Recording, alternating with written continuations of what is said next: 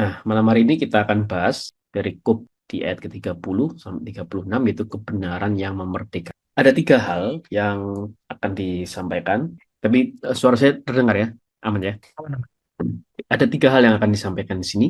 Pertama, kebenaran itu akan memerdekakan kamu. Nah, ini Tuhan Yesus berbicara tentang siapa, kita akan bahas nanti. Kemudian sekaligus juga Tuhan Yesus berbicara mengenai khotbahnya di perikop sebelumnya. Ya. Kemudian kedua kita akan bahas tentang kami adalah keturunan Abraham. Nah, ini tanggapan orang Yahudi. Nah, dengan sombongnya dia mengatakan kami adalah keturunan Abraham. Kemudian yang ketiga, kita akan bahas Tuhan Yesus menjawab setiap orang yang berbuat dosa adalah hamba dosa. Oke, pertama kita mulai dulu.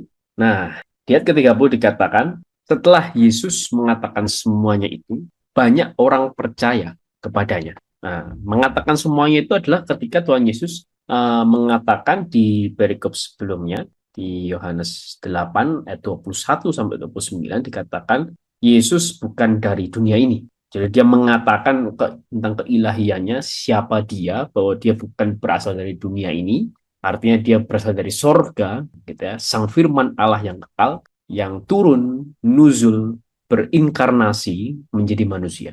Nah, banyak orang, nah ini menarik ya, banyak orang percaya kepadanya. Dan orang di sini, kita tahu ini masih dalam rangkaian Hari Raya Pondok Daud. Tuhan Yesus di sini berbicara itu dalam bait Allah. Jadi banyak orang yang percaya, banyak orang sini tentu nih sebenarnya orang-orang Yahudi banyak gitu ya. Banyak orang Yahudi percaya kepadanya. Kenapa pada akhirnya banyak orang Yahudi percaya kepada Yesus? Karena kita tahu, kita dalam beberapa pertemuan sebelumnya kita pernah bahas bagaimana beberapa orang Yahudi menolak Yesus. Bahkan Nazaret pun, orang-orang Yahudi di Nazaret pun menolak Yesus begitu ya. Tapi di sini menariknya banyak orang percaya kepadanya. Pertama, pasti ada kekuatan argumen, gitu ya, bahwa apa yang Tuhan Yesus sampaikan masuk akal. Kedua, tentu ada rahmat dan kuasa. Maka ketika Yesus menyampaikan perkataan, perkataannya bukan perkataan kosong, tapi ada kuasa, ada kekuatan dalam perkataan Yesus. Satu sisi Yohanes Chrysostom juga mengatakan di sini sebenarnya Tuhan Yesus sedang merendahkan nada, begitu ya, sedang merendahkan nada. Nah, dengan penuh kerendahan hati dan dengan Tuhan Yesus merendahkan nada dengan setiap kerendahan hati, gitu ya, dia justru mampu, kata Santo Cyrillus dari Alexandria, mampu merangkul banyak orang menuju kepada ketaatan. Nah, ini seringkali berarti kita bisa belajar dari sini bahwa kadang kata-kata kita itu kita tidak harus memiliki kata-kata yang keren gitu ya. Orang kan kadang berpikir orang kalau berkhotbah, orang kalau mengajar tuh harus keren, harus menarik, harus apa begitu ya. Tapi di sini terlihat bahwa justru kerendahan hati dalam satu kata-kata itu mampu merangkul banyak orang. Mungkin ini yang kadang mungkin kita dengar kata-kata yang sederhana begitu ya. Orang bisa punya ilmu banyak, ilmu yang begitu tinggi, gitu ya. Tapi tidak semua orang bisa menyampaikan pengetahuannya, ajarannya dengan sederhana, begitu ya. Bahkan ada hal yang menarik ketika ada satu konten yang mengatakan kenapa kok profesor, begitu ya, itu mengajar itu malah susah dimengerti, gitu. Orang makin tinggi tingkat pendidikannya, mereka yang sudah doktor, sudah PhD, bahkan sudah profesor, gitu ya, kok mengajar itu kok malah susah dimengerti ya? Kenapa ya? Ya karena dia lupa, gitu ya, lupa momen di mana dia jadi mahasiswa baru di S1, begitu ya. Jadi dia mengatakan itu berdasarkan pola pikirnya sendiri, berdasarkan tingkat pengetahuannya sendiri. Jadi dia tidak bisa menyampaikan itu untuk orang yang tidak memiliki pengetahuan. Misal kepada para mahasiswa baru di S1 yang benar-benar baru masuk, baru belajar, gitu ya, tentang suatu mata kuliah tertentu, nah, gitu ya, yang belum mengerti apa-apa, baru punya pengetahuan SMA, begitu ya, kemudian diajarin tentang pengetahuan universitas, tapi sudah bahasanya sudah terlalu tinggi, begitu kan. Nah, jadi susah dimengerti. Ya, apalagi ini ya, seringkali sharing tentang penelitian, oh penelitiannya sudah advance sekali, begitu ya, bro, sudah mungkin sudah puluhan, sudah ratusan, bahkan mungkin ribuan jurnal sudah dia tulis, ribuan makalah sudah dia tulis, dipublish di jurnal internasional ternama, begitu ya. Maka dia menceritakan itu yang sudah beyond uh, the newbie knowledge gitu ya, sudah di atas daripada pengetahuan orang baru. Nah, tapi di sini Tuhan Yesus mengajarkan bagaimana ketika Tuhan Yesus merendahkan nada perkataannya, dengan kerendahan hati kata-kata Tuhan Yesus disampaikan, justru itu merangkul banyak orang menuju ke taat. Nah, ini penting bagi kita semua ketika kita menyampaikan Injil Kerajaan Surga. Kemudian, nah, Tuhan Yesus juga mengatakan kepada orang-orang Yahudi yang percaya, benar ya? Jadi Tuhan Yesus mengatakan kepada orang-orang Yahudi yang percaya, jikalau kamu tetap dalam firman-Ku, nah ini menarik nih, Tuhan Yesus mengatakan kepada orang Yahudi di bait Allah, dia mengatakan, jikalau kamu tetap dalam firman-Ku, kamu benar-benar adalah murid-Ku. Ingat ya, ini Tuhan Yesus bukan hanya berbicara kepada murid-muridnya, tidak, tapi kepada orang-orang Yahudi yang percaya. Orang banyak tadi yang kita baca dalam ayat 30, begitu ya. Nah, ini menunjukkan bagaimana bahwa Tuhan Yesus itu mulai menarik orang-orang Yahudi yang percaya ini bertahap kepada ajaran Yesus, menarik bertahap keluar dari ajaran Musa, gitu ya. Banyak rabi-rabi Yahudi, pengajar-pengajar agama Yahudi itu mengajarkan mengenai hukum Taurat. Dalam hukum Taurat Musa mengatakan seperti ini. Maka kita harus melakukannya seperti hukum Taurat Musa, karena dalam hukum Taurat Musa. Jadi yang diajarkan fokusnya adalah hukum Taurat Musa. Nah, Tuhan Yesus tidak. Tuhan Yesus fokus pengajarannya bukan tentang hukum Taurat Musa, tapi sekalipun tidak bertentangan dengan hukum Taurat Musa, tapi Tuhan Yesus ajarkan fokusnya bukan hukum Taurat Musa. Jelas fokusnya adalah Injil Kerajaan Allah. Gitu kan. Maka bukan hanya lagi bicara kamu harus mengasihi sesamamu seperti dirimu sendiri, enggak. Tapi bicara kamu harus mengasihi sesamamu seperti aku mengasihi kamu. Aku yang telah rela berkorban demi kamu. Itu. Jadi lebih dalam lagi apa yang Yesus ajarkan tentang Injil Kerajaan Allah, tentang moralitas yang lebih dalam. Maka di situ Yesus, ketika Tuhan Yesus mengatakan, jikalau kamu tetap dalam firman-Ku, artinya kamu keluar dari ajaran Taurat Musa, kamu tinggal dalam firman-Ku. Bukan lagi tinggal di dalam firman ajaran Taurat Musa. Jadi ditarik lebih dalam, gitu ya, tarik lebih dalam. Bahkan di sini sampaikan kalau dia tidak tinggal dalam firman Yesus, maka imannya itu dangkal. Kita tahu ya, hukum Taurat Musa itu banyak sekali hal itu mengenai peraturan. Dan itu yang nampak di luar. Orang kalau beribadah harus melakukan A, B, C, D, E, F. Orang kalau mempersiapkan ibadah harus melakukan ini, itu. Orang kalau mau mempersembahkan harus melakukan ini, itu. Orang kalau misal dia mencuri, dia harus dibalas dengan cara seperti ini, itu. Jadi semua aturan-aturan yang jasmaniah. Semua aturan-aturan yang di luar. Jadi orang itu bisa sangat-sangat bisa mengikuti hukum Taurat Musa tanpa ada perubahan batin. Tapi orang tidak akan mungkin bisa mengikuti firman Tuhan Yesus tanpa ada perubahan batin. Nggak mungkin. Karena firman dari Tuhan Yesus menuntut, mewajibkan adanya perubahan batin. Maka Tuhan Yesus katakan, jikalau kamu mau mempersembahkan persembahanmu kepada Allah, lalu kamu teringat perkaramu dengan sesamamu, tinggalkan persembahanmu. Berdamai dengan sesamamu, baru kamu kembali untuk persembahkan. Nah, maka perubahan batin itu wajib. Jadi Tuhan Yesus di sini mau menyampaikan bahwa kamu bukan hanya melakukan hukum Taurat Musa yang jasmania itu, tapi tinggallah dalam firman-Ku yang lebih dalam, yang menuntut perubahan batin. Maka tidak lagi dangkal, hanya sekedar mengikuti aturan-aturan jasmania yang ada. Nah, maka Santo Agustinus pun juga menegaskan apa sih artinya tinggal di dalam Tuhan Yesus, tinggal dalam firman Tuhan, yaitu apa? Tidak menyerah pada pencobaan-pencobaan. Nah, ini kan hal rohani gitu loh. Hal yang ada di batin, pencobaan-pencobaan itu kan hal yang batiniah, hawa nafsu, godaan, begitu ya, rasa iri, dendam, amarah, itu kan pencobaan-pencobaan yang batiniah semuanya, begitu. Nah, ini yang dimaksud dengan tetap tinggal dalam firman-Ku. Jadi lebih dalam lagi daripada firman ajaran-ajaran hukum Taurat. Maka katanya kemudian disampaikan juga di sini apa? Sekedar mau menerima firman saja tidak cukup. Seseorang juga harus meresapinya. dan bertindak berdasarkan firman itu terus-menerus, hanya dengan demikian seseorang dapat menjadi murid Tuhan yang sejati. Meresapinya dan bertindak berdasarkan firman itu. Kembali lagi, ini hal yang batiniah gitu. Tidaklah cukup hanya dengan percaya, kamu juga harus melakukan apa yang diperintahkan oleh perkataanku.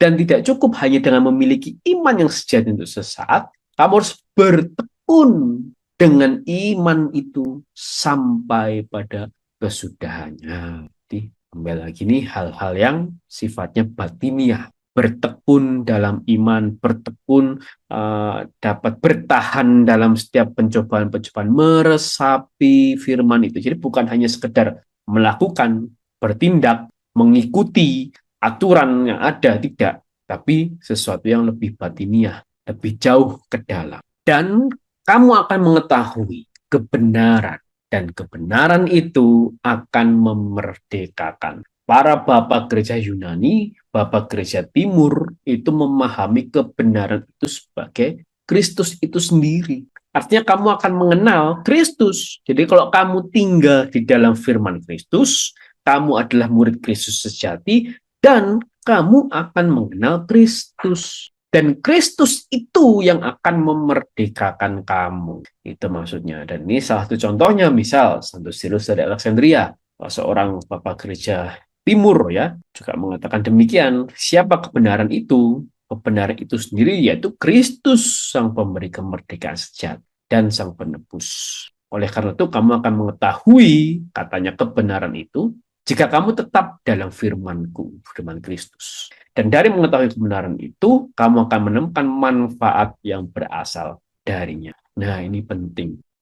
Akhirnya ketika kita tinggal dalam firman Tuhan, kita meresapi firman Tuhan, bertindak dalam firman Tuhan itu, akhirnya kita bisa mengenal siapa Tuhan. Ya.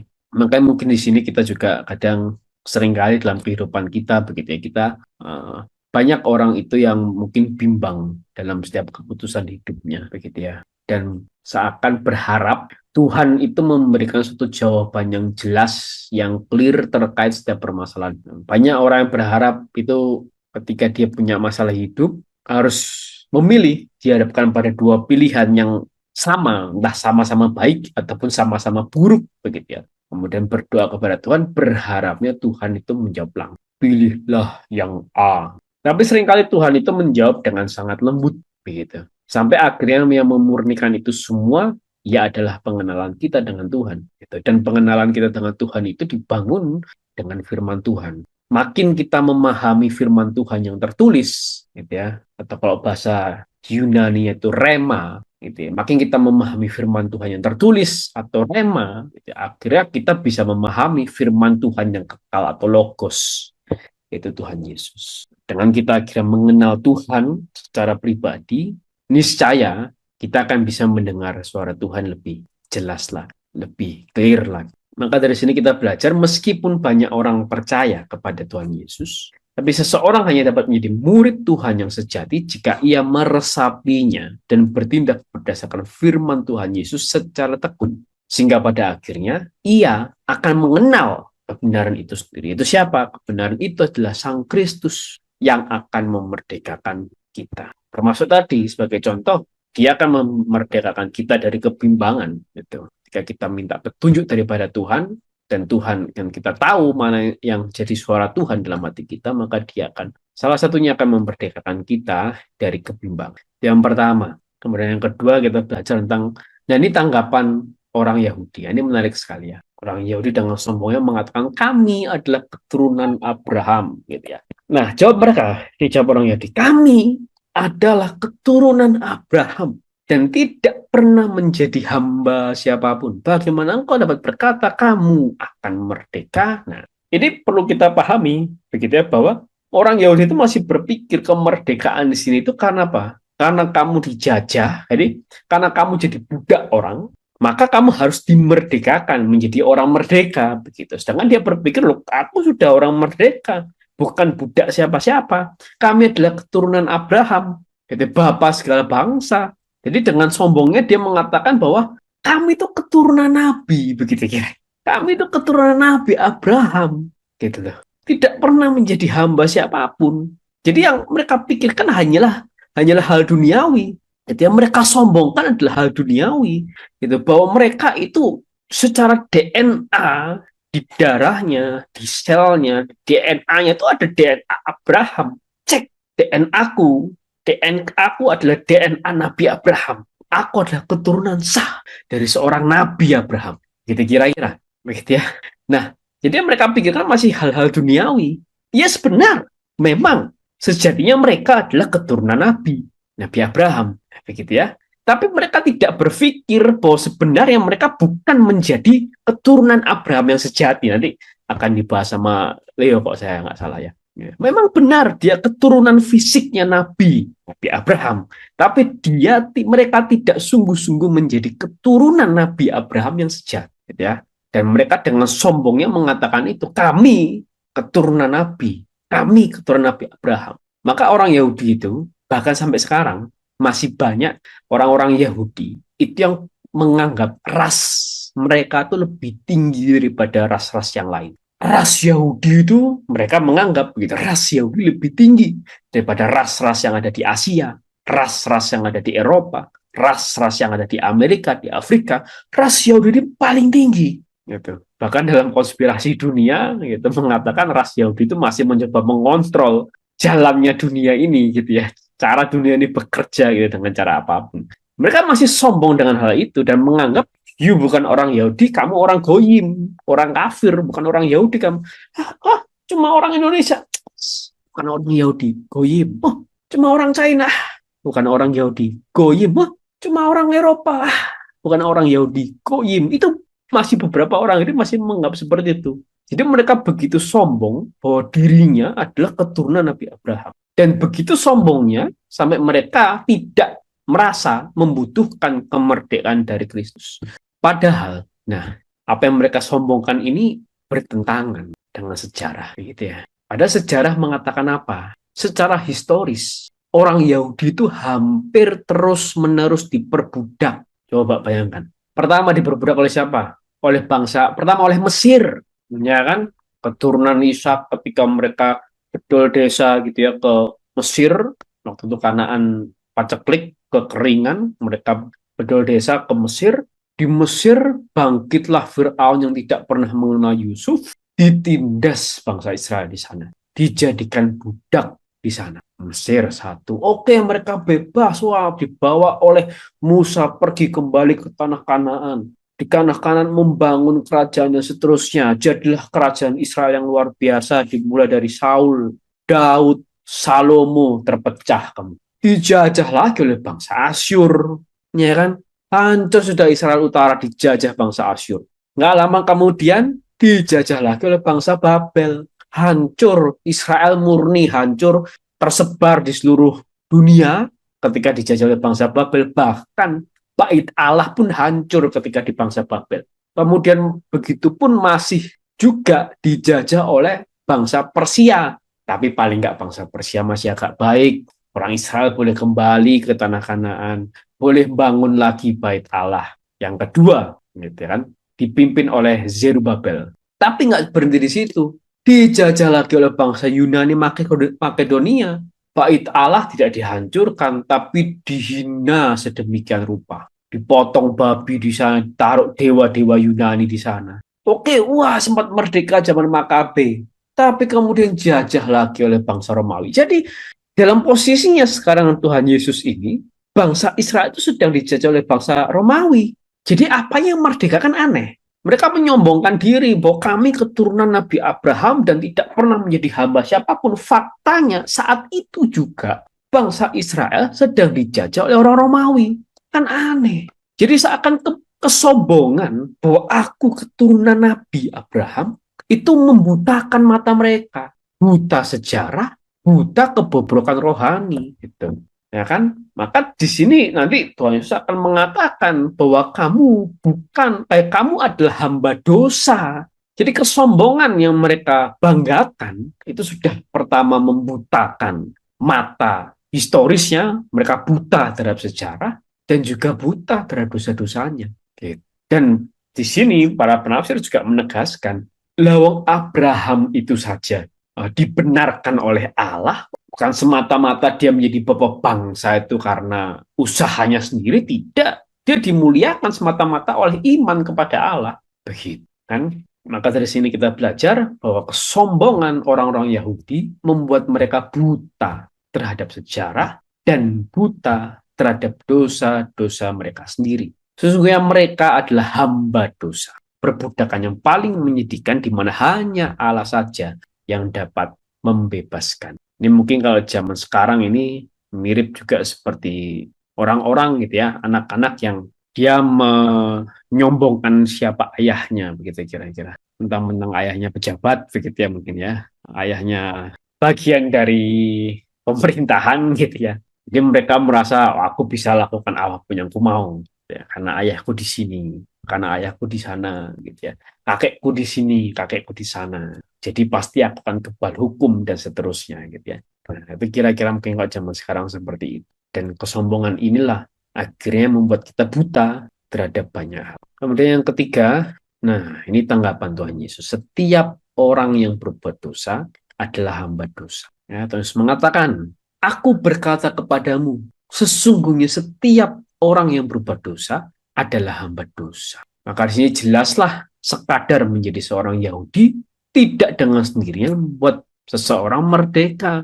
Orang-orang Yahudi juga bisa menjadi orang berdosa dan orang berdosa adalah hamba dosa. Nah ini jangan lu mentang-mentang lu keturunan Nabi Abraham, kamu suci, gitu. Nggak bisa, nggak ada. Uh, Kesimpulannya ke situ, begitu. Dan mungkin tadi jangan mentang-mentang kamu anak pejabat, kamu kebal hukum. Nah, gitu kira-kira. Ini yang Tuhan Yesus mau sampaikan. Jadi semua orang sangat mungkin terjangkit dosa. Sangat mungkin menjadi hamba dosa. Siapapun itu, anaknya siapapun itu, keturunan siapapun itu. Gitu. Nah, maka Tuhan Yesus menegaskan lagi. Dia membawa mereka dari yang mereka hanya berpikir hal jasmaniah, loh aku nih keturunan fisik, keturunan asli, DNA aku DNA Nabi Abraham, ya, membawa mereka kepada hal jasmani, kepada spiritual. Kalau tadi kita bahas bagaimana Tuhan Yesus juga mengajarkan kepada orang Yahudi, orang banyak, untuk apa? Menarik mereka dari hukum Taurat Musa lebih dalam kepada perkataan Tuhan Yesus. Ini juga sama. Menarik mereka yang orang Yahudi yang berpikir bahwa mereka sebatas keturunan fisiknya Abraham ditarik kepada hal spiritual. Oh, sekalipun kamu keturunan Abraham, kamu tetap hamba dosa karena kamu berbuat dosa. Bahkan Cornelius Alapide menyebutkan ia yang berbuat dosa adalah hamba iblis. Bukan sekedar hamba dosa, tapi iblis. Dalam Injil, teman-teman Bapak Ibu ya, dalam Injil dan Perjanjian Baru, kepala para setan, kepala para roh jahat, itu namanya bukan Lucifer, gitu. Bahkan dalam Perjanjian Baru, kepala para roh jahat itu namanya iblis, diabolos, itu dalam bahasa Yunaninya, iblis. Jadi bukan Lucifer, gitu ya. Dan di sini Cornelius Alapide menegaskan, ia yang berbuat dosa adalah hamba iblis, hamba dari kepala para roh jahat, yang menghasut kepada dosa. Dan ia adalah tiran yang kejam, yang mengendalikan orang-orang berdosa, seolah-olah mereka adalah budak-budaknya. Selalu menarik mereka dari satu dosa ke dosa yang lainnya, dan pada akhirnya ke neraka. Nah ini puncak. Jadi dosa itu tidak pernah berhenti kepada satu dosa saja. Tapi dosa itu berlapis, berantai. Satu dosa menghasilkan dosa yang lain, satu dosa menghasilkan dosa yang lain, begitu. Bisa jadi mungkin dimulai dengan suatu ketidaksengajaan, entah lupa, gitu ya, dosa-dosa kecil mungkin lupa, begitu kan, tanpa sengaja, lupa tanpa sengaja, menyakiti orang tapi tidak dengan sengaja, misalnya begitu, sampai kepada dosa-dosa yang lebih besar. Mungkin pertama diawali dengan lupa. Lupa tuh manusiawi begitu ya, dan tidak disengaja, tidak ada intensi untuk perkara ini aku lupakan aja, kan tidak begitu. Orang kan lupa dengan sendirinya. Tapi kemudian dari lupa kepada bohong, bisa nggak? Sangat bisa. Kalau sudah bohong, sudah dosa besar. Bersaksi dusta, bagian dari 10 perintah Allah dilanggar kan. Dari dusta kepada fitnah, gitu kan. Dari fitnah kepada penyangkalan. Dari penyangkalan kepada murtad. Ya sudah, murtad mati dalam kemurtadannya, neraka, beres perkara. Nah itulah kerja iblis, kerja setan seperti itu. Menarik terus, terus, terus dan terus begitu. Sampai memang orang sungguh-sungguh bertobat. Sampai memang orang sungguh-sungguh dimerdekakan oleh sang kebenaran, yaitu Kristus sendiri. Dan hamba tidak tetap tinggal dalam rumah, tapi anak tetap tinggal dalam rumah. Nah, ini George Leo Haddock juga menegaskan, meskipun mereka adalah keturunan Abraham, mereka bukanlah anak-anak rohani Abraham. Nah, ini maksudnya. Ya benar, kamu keturunan Abraham, orang-orang Yahudi ini keturunan Nabi Abraham. Ya betul, DNA-nya DNA Nabi Abraham, betul. Tapi kamu tidak mengikuti apa yang Abraham lakukan. Abraham tuh rela keluar dari Ur Kasdim menuju ke tanah Kanaan antah berantah dengan imannya yang besar kepada Tuhan semata. Sedangkan orang Yahudi pada saat itu terkungkung terus di dalam tradisi mereka, di dalam adat istiadat mereka, tidak pernah berani keluar, gitu kan. Apalagi para imam ahli Taurat orang Farisi, ya kerjaannya kong kali kong sama orang Romawi, yang itu juga nggak betul. Ya kan, sedangkan Abraham beda, dia keluar dari kebiasaan lamanya, meninggalkan setiap kekayaannya, setiap Ur Kasdimnya dia tinggalkan demi ke Kanaan, mengikuti imannya kepada Tuhan. Ketika Tuhan bilang di siang bolong, lihatlah bintang-bintang di langit, seperti itulah banyaknya keturunanmu, percaya dia dan imannya dibenarkan oleh Allah. Sedangkan orang Yahudi sudah lihat Yesus lakukan mujizat ini itu sembuhkan mata orang buta, orang lumpuh bisa berjalan, itu orang sakit sembuh, pendarahan langsung sembuh, orang mati dibangkitkan, masih nggak percaya. Ya jelas mereka bukan anak-anak rohani Abraham, mereka bukan keturunan sejati Abraham. Maka nanti Tuhan Yesus akan mengatakan, bahkan aku bisa membuat keturunan Abraham dari batu-batu, begitu kira-kira. Nah, di sini rumah itu siapa? Rumah itu sorga. Jadi orang-orang yang masih berada dalam dosa, hamba dosa, tidak tetap tinggal dalam rumah di sorga. Tapi anak tetap tinggal dalam rumah. Siapa anak? Dirinya sendiri. Ini menunjukkan bahwa apa? Aku, sang anak, sang Allah Putra, berkuasa atas rumah Bapa. Allah Putra punya kuasa yang sama dengan Allah Bapa. Allah Putra punya kuasa yang sama dengan Allah Bapa. Karena apa? Karena sehakikat.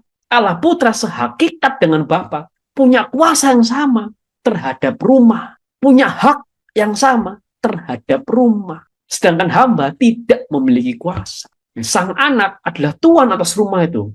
Allah Putra dan Allah Bapa adalah tuan atas rumah itu. Gitu. Sedangkan hamba tidak. Hamba itu bisa tinggal karena diizinkan. Siapa yang mengizinkan? Sang anak. Pada akhirnya ini menegaskan kembali bahwa hanya Yesus yang mampu memerdekakan kita dari dosa, yang mampu menebus kita dari dosa, yang mampu menyucikan kita dari dosa, yang mampu mengkuduskan kita dari dosa. Jadi apabila anak itu memerdekakan kamu, kamu pun benar-benar merdeka. Jadi hanya Yesus yang dapat memerdekakan kamu, bukan Abraham, bukan Musa. Jadi nggak ada urusan kamu anak keturunan Abraham kayak keturunan Semar kayak keturunan siapa mana ya?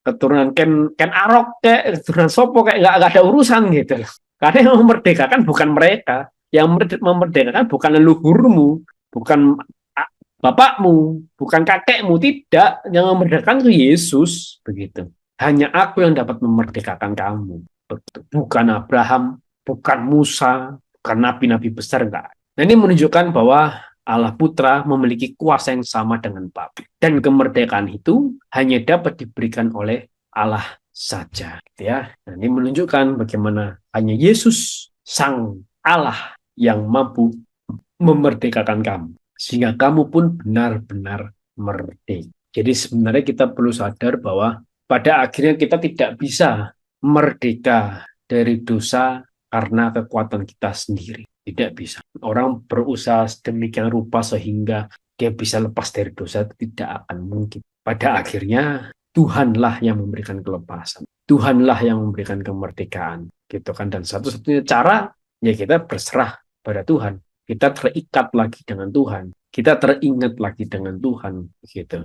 Pernah ada satu kesaksian menarik gitu ya. Terlepas daripada kesaksian ini benar ataupun tidak gitu, tapi ada satu kesaksian menarik, ada seseorang yang pernah memberikan kesaksian di mana dia orang yang sering berdoa gitu ya, pendoa luar biasa lah, sekali sekali berdoa tuh bisa bisa berdoa 2 sampai 3 jam.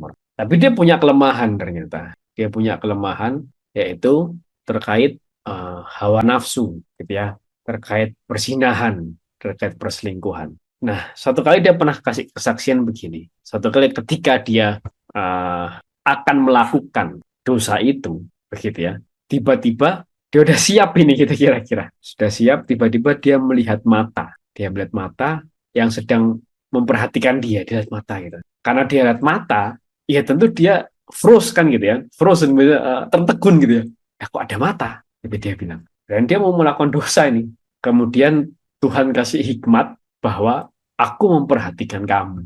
Karena itu dia nggak jadi melakukan dosa. Begitu ya. Oh, dia tahu, oh, Tuhan memperhatikan. Ini mata Tuhan ini jelas memperhatikan. Kemudian dia tidak jadi melakukan dosa. Dia usir orang yang akan menjadi objek dosanya. Dan dia nggak jadi melakukan dosa. Itu suatu kesaksian yang menarik sih, gitu ya. Bahwa pada akhirnya kita bisa benar-benar bebas dari dosa itu jika dan hanya jika memang karena rahmat Tuhan. Nah, ya, jadi harus ingat gitu ya bahwa Tuhan itu selalu melihat, Tuhan itu selalu memperhatikan, begitu ya. Tuhan itu memperhatikan setiap kebaikan kita, setiap doa kita, termasuk setiap dosa kita, gitu ya. Dan maka kita perlu minta rahmat dari Tuhan untuk kita bisa bebas dari setiap dosa apapun itu yang membelenggu. Oh, poin yang ketiga ini ya, maka kita belajar setiap orang yang berbuat dosa adalah hamba dosa. Dan hamba tidak memiliki kuasa. Hanya Yesus, Sang Anak, Sang Allah Putra, yang memiliki kuasa yang sama dengan Bapa, yang dapat memerdekakan kita, sehingga kita benar-benar merdeka. Maka dari sini kita belajar bahwa ketekunan dalam melakukan firman Tuhan adalah syarat menjadi murid sejati, agar kita dapat mengenal Kristus, Sang kebenaran yang akan memerdekakan kita. Kesombongan membuat manusia buta terhadap realitas perbudakan dosa mereka yang menyedih. Sebuah keadaan yang hanya bisa dibebaskan oleh Allah. Manusia yang berdosa adalah hamba yang tidak berdaya. Hanya Yesus yang memiliki kuasa ilahi setara dengan Bapa yang mampu memberikan kemerdekaan sejati. Maka dari sini kita mungkin kalau dalam satu rangkaian ya, kita belajar bahwa kalau kita mau benar-benar bebas dari dosa, kita harus dibebaskan oleh Yesus Sang Kebenaran. Kalau kita mau mengenal Yesus Sang Kebenaran, maka kita harus tinggal dalam firman-Nya. Nah, maka firman Tuhan itu penting, gitu. Setidak menarik apapun mungkin menurut daging kita, sebosan apapun mungkin menurut daging kita, gitu ya, dan mungkin ulangi terus. Tapi firman itulah satu-satunya cara untuk kita bisa mengenal Yesus, yang Yesus satu-satunya yang dapat membebaskan kita dari dosa. Paling itu sekian dari saya. Assalamualaikum, terima kasih. Tuhan berkati. Selanjutnya saya berikan kepada Leo. Oke, monggo silahkan. Ya,